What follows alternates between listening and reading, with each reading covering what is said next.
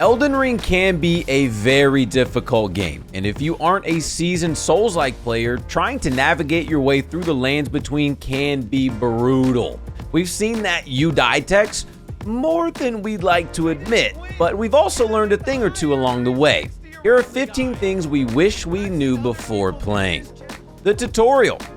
If this is your first Souls-like game or you just need a refresher, Elden Ring does in fact have a tutorial. First, you'll want to create your character. If you're having a difficult time choosing which class is best for you, we've got a video that will help with that.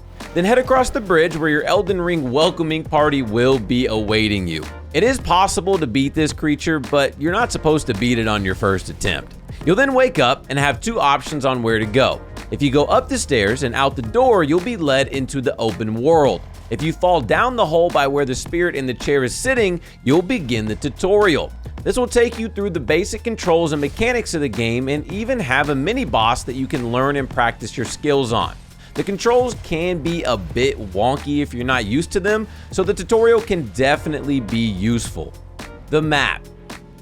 When you first start out, the map in Elden Ring is almost useless. It gives you no real info and forces you to explore, which we do think is a good thing.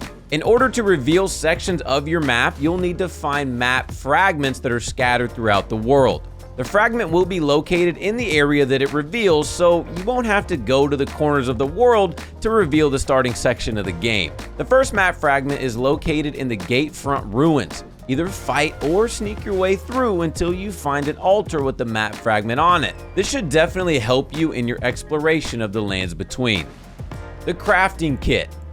Crafting early game can be incredibly useful, but in order to do that, you'll need to acquire a crafting kit. To find it, you'll need to head to the Church of Alay and talk to a merchant that looks like the Elden Ring equivalent of Santa. He'll have the crafting kit that you can purchase with runes. You can also improve your crafting kit by purchasing cookbooks that will give you new items to craft. Getting more runes. Runes are the equivalent to souls in past Souls-like games and are the main currency here in Elden Ring. You'll need them to buy things, upgrade your gear, and upgrade your character. One way to get a slight increase in the runes you receive requires you to be out at nighttime and when gold leaves are falling from the sky. When you see this, you'll get about a 5% increase on all the runes that you collect. As far as we know, it is a random event, so when you come across it, you'll want to make sure to take advantage of it. 5% may not seem like much, but it could be the difference in being able to get your character to the next level or not. Parrying attacks. The combat in Elden Ring can be brutal and punishing. Being able to parry attacks can be a great counter to some attacks from enemies. It is a risk-reward scenario though. If you're able to pull them off successfully, you'll have plenty of opportunities to attack your opponent. If you're not, you and the "you died" screen are going to become very good friends. It is crucial to learn the moves and tendencies of your enemies in these types of games so that you can learn which defensive maneuver, whether that be dodging, blocking, or parrying, will be the most effective. Guard counter. To add another layer onto our previous tip, you can also counterattack an enemy to inflict maximum damage. All you have to do is block or parry an attack and follow up with a heavy attack. You'll know you did it right when you hear a whooshing sound effect and a swirl of air around your player's head. Add this to your repertoire and before you know it, you might be the next Elden Lord. One-hand or two-hand your weapon. This is covered in the tutorial, but you are able to choose whether you want to wield the weapon with one hand or with two hands. Wielding a weapon with one hand allows you to hold a shield or staff to help you in battle, but wielding it with two hands will allow you to deal more damage with every hit. In order to do this, you'll need to hold Y or triangle and press the bumper button that corresponds to the weapon you want to wield with both hands. For PC, you'll want to press E, then left mouse click or right mouse click for the corresponding weapon. Enemies with shining eyes.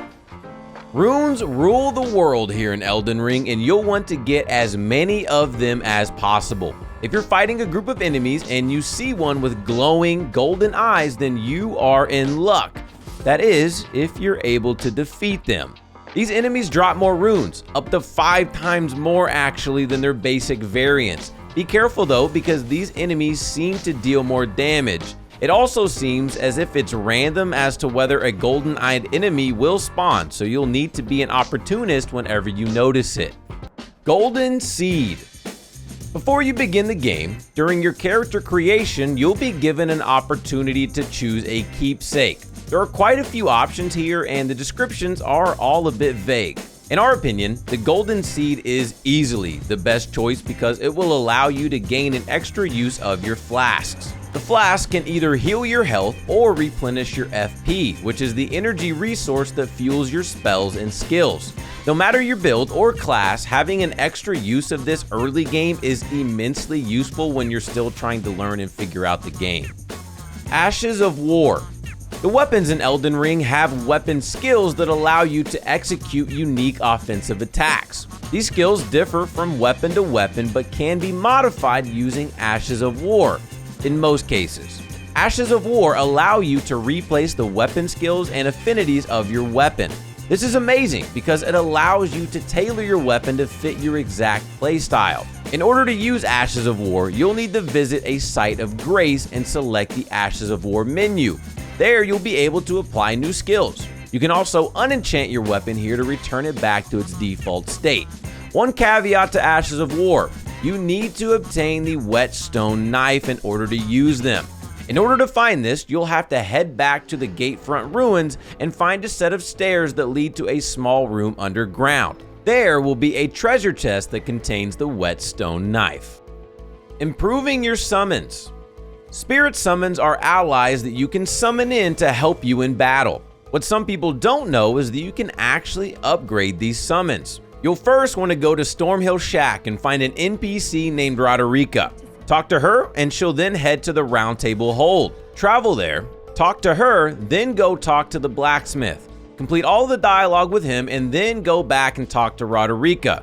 Do this a few times, then reset by fast traveling back to the Round Table Hold again. Go and talk to Riche one last time and you should be able to upgrade your summons in the spirit tuning menu. This can be a huge help when you are stuck on a boss. Buy a lantern. There are many caves, dungeons, and dark places in this game, and it's already difficult enough without being able to see where you're going. A lantern will help illuminate your path and hopefully help keep you out of trouble. Or find more trouble if that's your thing. You can buy lanterns at many merchants in the lands between, and it costs 1,800 runes. The place we got ours was at the Liurnia Lake Shore. Margit. Oh, Margit. Just like myself, many other players were beating their heads up against the metaphorical wall that is the boss fight with Margit the Fell Omen. But what if we told you that you don't actually need to defeat him in order to advance in Elden Ring? That's right. Margit is actually an optional boss fight, and there is an alternate route into Stormveil Castle. Heavy attacks on horseback. Combat in Elden Ring doesn't have to always be on foot. Fighting on your trusty steed Torrent can help you defeat some enemies that you might be struggling with.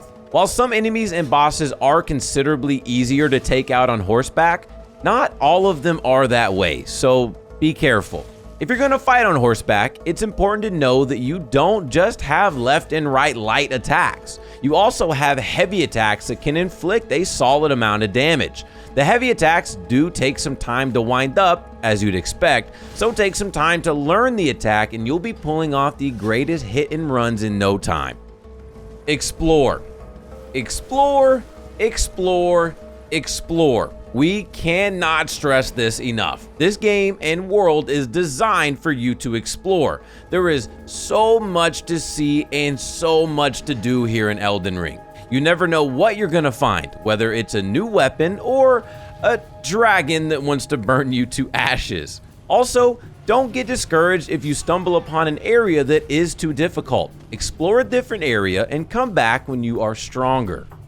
Those are 15 things we wish we knew before playing Elden Ring. If you have any other tips, make sure to drop them off in the comments section to help out your fellow Tarnished. If you enjoyed or found any of this useful, consider leaving a like and subscribing, and we'll see you in the next one.